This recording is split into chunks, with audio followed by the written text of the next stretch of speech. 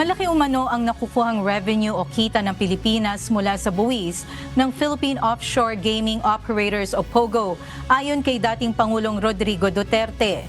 Noong 2021, pinirmahan ni former President Duterte ang Republic Act 11590 para patawan ng mas malaking tax ang POGO at ma-regulate ang illegal gambling operations sa bansa.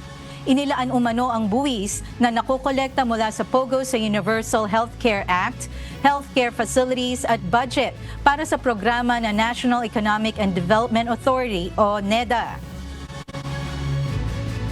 Alam mo kasi, maski nung pumayag ako dahil kailangan natin ng pera. Marami tayong mga nasunugan, hingi ng tulong, makakatulong. Batay sa ulat ng Department of Finance, 8.8 billion pesos ang nakolektang buwis ng Bureau of Internal Revenue sa POGO noong 2022. Mas mataas kumpara sa 3.91 billion pesos tax earning noong 2021. Ayon pa kay Duterte, legal ang POGO sa bansa at naging korap lamang dahil sa panghihimasok o pakikialam ng mga pulis at politiko.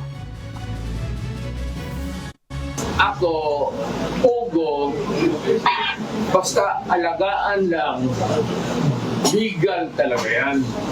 It's intended to be legal and proper.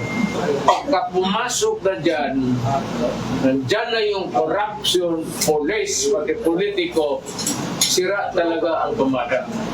Pagka pumasok na, tapos nandyan na yung mga politiko, pati mga pulis, wala. Kanya-kanyang spirit na yan. Nilinaw naman ni Duterte ang larawang magkasama sila ni Bamban Tarlac Mayor Alice Guo sa kanyang bahay. Ayon kay Duterte, nagsagawa umano noon ng lakbay-aral si Guo kasama ang ilang mayor at councilors. So I do not deny that she was there because nandyan sa picture eh. So what about? Hindi naman ako napunta ng Pampanga. Hindi ko alam yung POGO. I do not even know what that is all about.